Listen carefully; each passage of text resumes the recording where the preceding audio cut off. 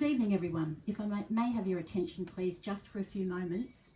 I may not have had a chance to meet everyone yet. My name is Jenni-Louise.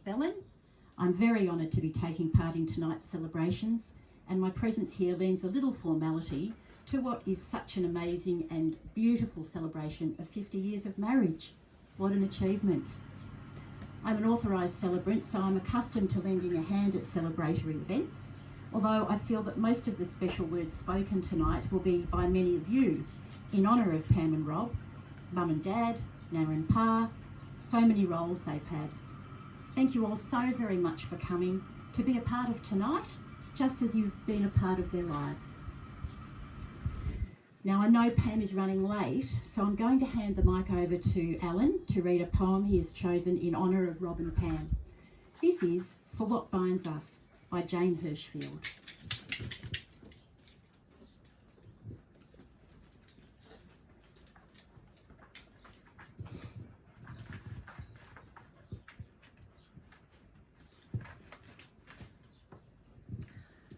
Wow, that's a powerful one. Thanks, Alan. Here comes Rob, looking very dapper, I must say. Hi everyone. I've spoken to Pam a few times now. She's okay. Not like her to be late, is it?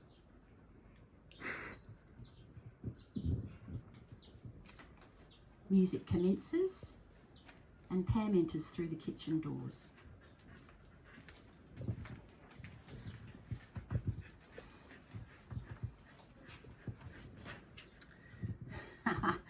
I love a good surprise.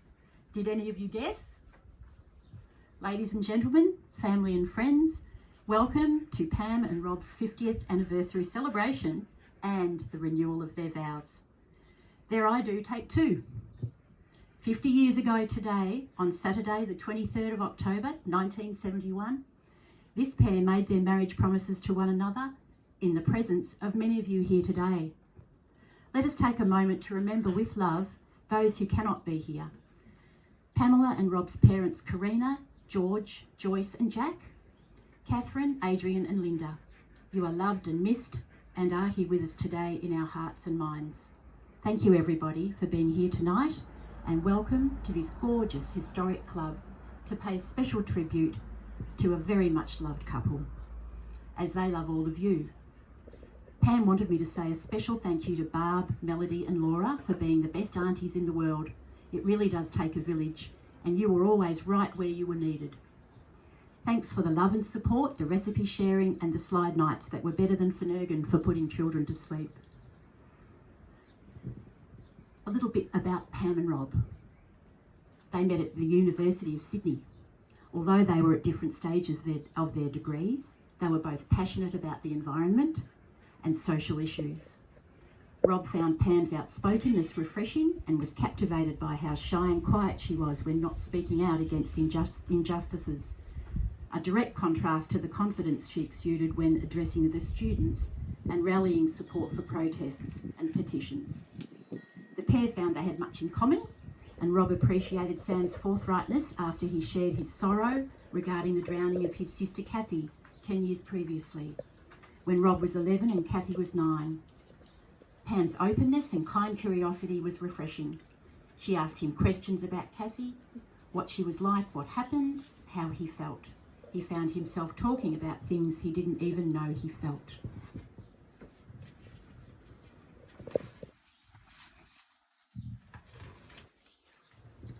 They married on Saturday the 23rd of October 1971, with the reception held here at the Bronte Surf Life Saving Club. Alan and Barbara were in the bridal party and also the witnesses, although they were not yet married. Alan's brother Bill was also a groomsman, and Rob's brother Adrian was best man. Linda was Pam's maid of honour, with Barb, Melody and Laura bridesmaids. Pam and Rob describe having the worst troubles with their marriage when their kids were very young and they had purchased the family home, the house they still live in today. They described nearly every day then as fraught with tension and worry about finances, parenting and the world they had chosen to raise children in. They describe how they spoke frankly and openly about each other's concerns, and both learned to view themselves and the other not merely as the role they presently were engaged in. Rob is the primary breadwinner and Pam is the stay-at-home parent, with all the associated comparisons and resentments involved, but also as humans with foibles and all the delightful qualities that first drew each to the other. Both say that around year 7 to 8 of their marriage was when those vows really sunk in as promises they wanted to be proactive in keeping. Pam and Rob say that the rest is, well, history. They remain close friends, honest about their feelings and views, without power plays or manipulations, without anyone needing to play the martyr or the winner. They appreciate this about each other and relish the gentle, deep love they have for one another that is built on trust and knowledge shared over many years. Rob says, stay humble, stay curious. Pam says, sometimes one needs to choose, be right or be at peace. I would personally like to thank them for being so frank and forthright in sharing their story with me. At first, a complete stranger. I've experienced Pam and Rob in action, living the very life qualities they wish to represent: honesty, kindness and respect. Tony will now read for us To Love Is Not to Possess, chosen because it reflects what he learned about marriage from his very wise parents. This poem was written by James Kavanagh.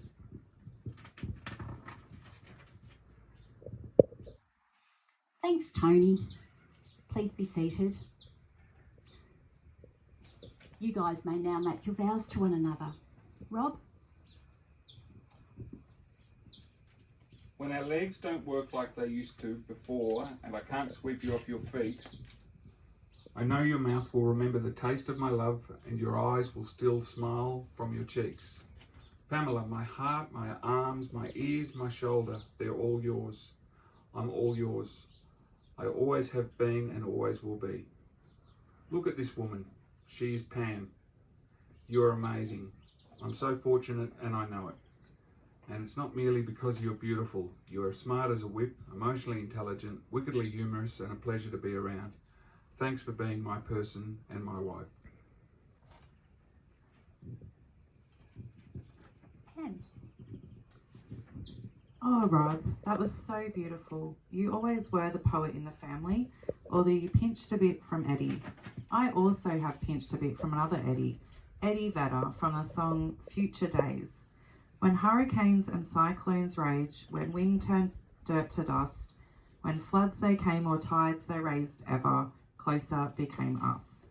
I believe, and I believe, because I can see our future days, days of you and me. My darling, my eyes will always smile for you from my cheeks. There is nothing between us that is not real, and we are both fortunate to have found each other and kept each other. There are very specific qualities I like about you too. I like how your eyes crinkle almost to nothing when you smile. I love that you're a feminist. I love that for a cranky old man, you are extremely accepting, tolerant and kind, and ridiculously smart and funny. I love that you still pick me up off the floor and swing me around when you're joyous. I love what a good father and grandfather you are. I love that you're my person and I'm yours. Thank you for being all that and for always encouraging me to be all that I can be.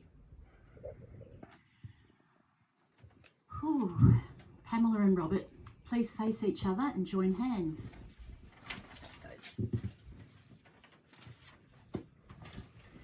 Robert, do you continue to take Pamela to be your wife, to reaffirm your love and protection, to cherish and respect her in sickness and in health, and forsaking all others, be faithful to her as long as you both shall live on this earth? I do. And do you, Pamela, continue to take Robert to be your husband, to reaffirm your love and protection, to cherish and respect him in sickness and in health, and forsaking all others, be faithful to him as long as you both shall live on this earth? I do. Then it is my greatest pleasure to pronounce you still husband and wife. Would you like to celebrate this renewing with a kiss? Would you all mind being patient with us just for a moment while we sign the register? Thanks.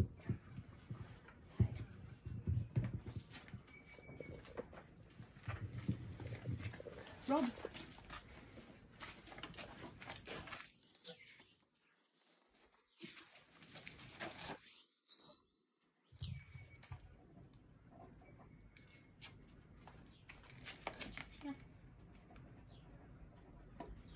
Lovely.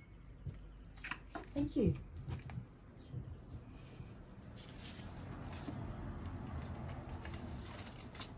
Now, thanks everyone. There is one more very important ritual to perform before we conclude this ceremony. So Matt, Tom, Hannah, Chloe, Robbie and Amy, would you please bring your sand and reminder cards with you and all gather close to that table there? Thanks guys. Just over here. This sand has been gathered from Bondi, Tamarama and Bronte beaches. Each colour has been chosen by each person pouring it. Once all layers are poured, the Unity jar will represent the many layers of a unified family. Love, diversity, celebration of difference and the threads of continuity. Matt, go ahead and pour your sand, please. And I think you've got something to say to Nana and Pa. Nana and Pa, I chose green because it's the colour of new growth. It's only since starting uni this year that I've begun to realise that not everyone's grandparents are as involved with their grandchildren as you are. You have both taught me so much and helped me grow into the brilliant, handsome and humble young gentleman that I am. Thank you and congratulations. Tom, pour your sand. That's the way. What have you got to say to Nana and Pa? I've got two colours because I couldn't split up red and yellow. They're the colour of beach flags and the first colours I've ever learned. Some of the earliest memories are the flags and playing on the beach with you. Thanks for being the best grandparents of the North. Excellent. Hannah. I chose purple because it's the one of the colours of the women's suffrage movement, and Nana is like one of those strongest, most independent women I know. You're awesome too, Pa. I love you both. Thanks for everything you do for us. Congratulations. I'm like high-key happy to be at my own grandparents' actual wedding. Fantastic. Thanks, guys. Chloe. Hi Nana and Pa, you both look amazing. Congratulations for being married 50 years and now for getting married again. My sand is red because I remember Pa always buying Nana red roses. Nana really loves them and told me a red rose represents love. Red is good colour for today. I love you both a lot. Thanks. Fantastic. And wow, look at that jar. That's all for now. That looks amazing. This Unity jar is now a symbol of family, of all it has been, the joys of the present and the promise of the future. It will also serve as a reminder of today. We're now at the conclusion of today's ceremony. Pam and Rob shortly will go down to the beach for some photos and would appreciate you all joining them for a group photo before dinner is served. Around 9 p.m. the band will start downstairs and everyone is encouraged to stay for some dancing. Enjoy your evening, everyone. Without further ado, it is my honour and great privilege to now present to you Mr. and Mrs. Larkin. Woohoo!